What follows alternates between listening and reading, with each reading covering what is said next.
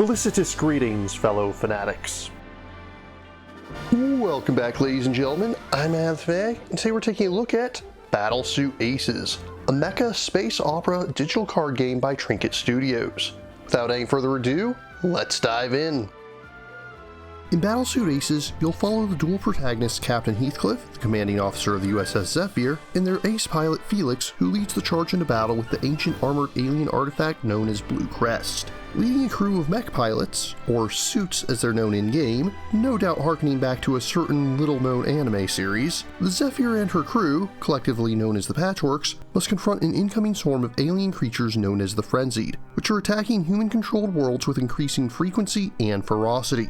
Battle is played out through a card game where you'll be deploying suits and drones, and using them to attack the enemy forces. Generally speaking, most battles have two win conditions. You can either destroy all enemy cards, or you can deal enough damage to the ship launching them by attacking empty slots. At the beginning of each turn, you'll draw one suit and one drone, and may choose to play either or neither of them. You get one free redraw per turn, and can draw again by spending command points. If you ever collect 3 command points and choose not to redraw, they'll automatically be traded in for a command card.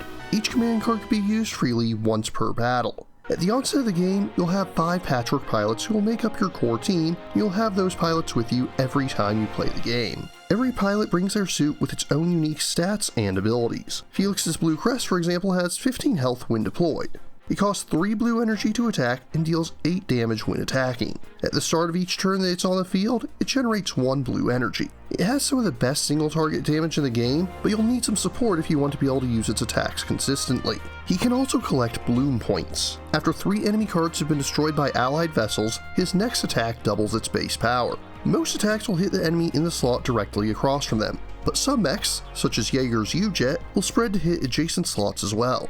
Again, his attack is expensive, but this time, the cost goes down every time a friendly pilot takes out an enemy card, and resets to 3 after firing. Yan pilots the U-Tech, which isn't as powerful, but provides a bit of utility. Her piercing attack means she can hit both the card she's facing and the enemy ship with a single attack. And she has a deploy ability, which means that when you play her to the field, you'll immediately gain 2 blue energy.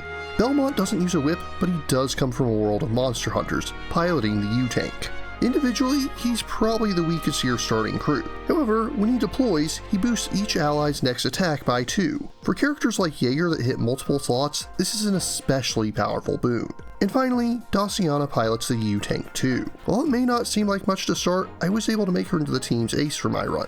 However much the story may insist that Felix held that role. Whenever an ally destroys a card, she launches a free secondary attack for 2 damage. Her main attack only deals 1 damage by default, but hits every single enemy slot. Much of my mid to late game strategy revolved around buffing her attack power and doing powerful, sweeping blows that could sometimes take out an entire enemy wing with a single salvo. It should be noted that the U-Tank series both produces and uses red energy rather than blue. And while I intentionally avoided taking any such suits in my run, there are also a number of cards that produce green energy as well. Managing your team to produce synchronized energy types will be essential in optimizing your run. As the game goes on, you'll be able to enlist the aid of multiple factions, allowing you to recruit pilots in their unique suits, gain new drones, and gain access to upgrades which are unique to that faction. A single faction will often have a matching theme. For example, the Suitsmiths have powerful defensive abilities, while the Comets have abilities that revolve around gaining movement and getting bonuses while moving. I can't go into everything here, but to give some quick examples, the other heavy lifters on my team included Wayne and his Tartrog, which I was able to modify to attack twice per turn for 5 damage at 1 cost each, and he has the innate ability to increase damage to all other enemies after he defeats a card.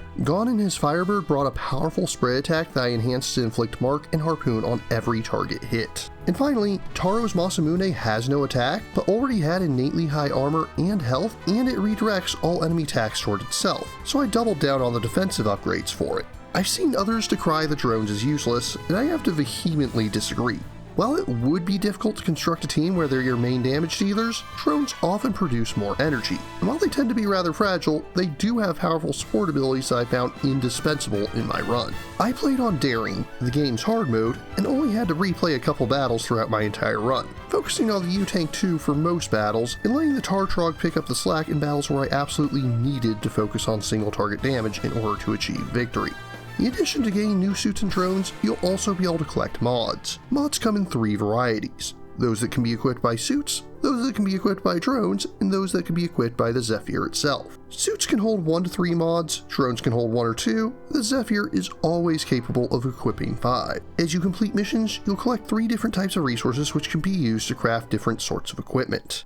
Presentation-wise, the game is mixed. Some of the art is quite nice, other parts look like a rough draft. When the art is good, it's really good, but when it's not, it looks outright unfinished. As for the suits themselves, there's a wide variety of them, some clearly taking inspiration from classic sources, but still having a style all their own. That being said, I do have to give top marks to both the voice acting and the music.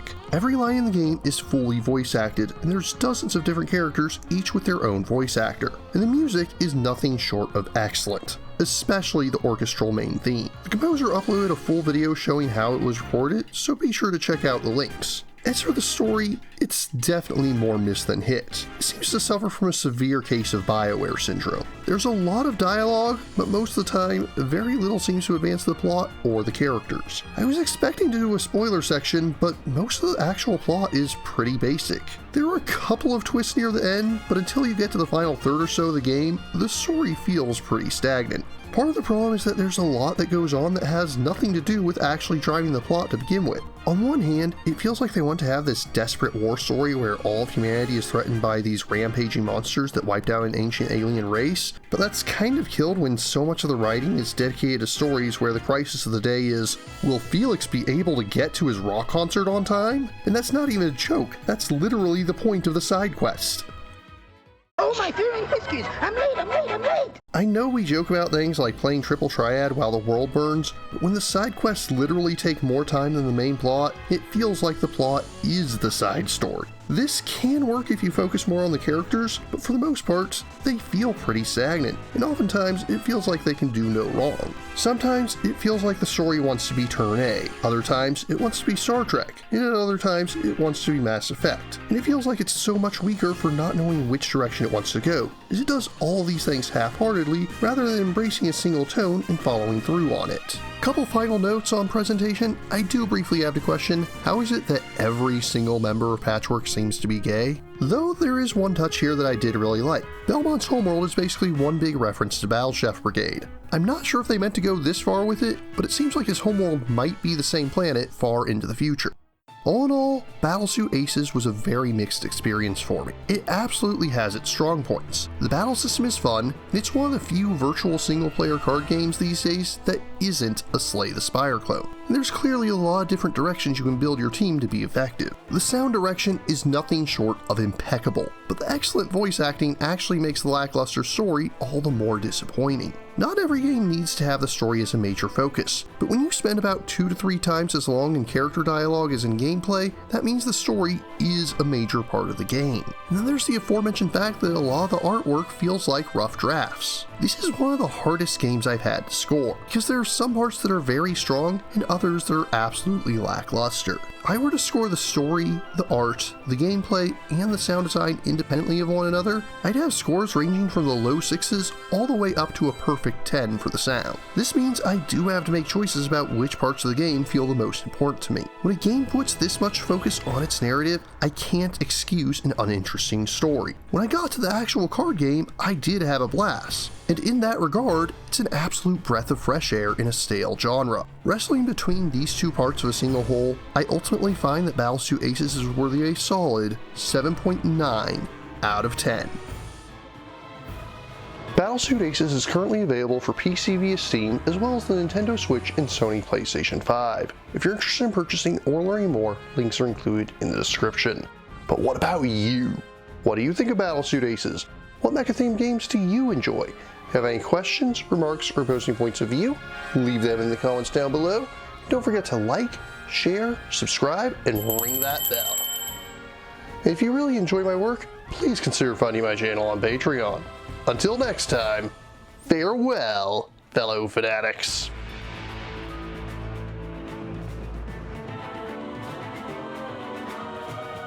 Thank you again for watching. I have plenty more to share with you if you're interested. You can click up here above my head to subscribe to my channel. You can click over here on my monitor to see the most recent video that I've worked on. Or if you prefer, you can click up here to open this mysterious vault and see what video that the YouTube algorithm has picked just for you.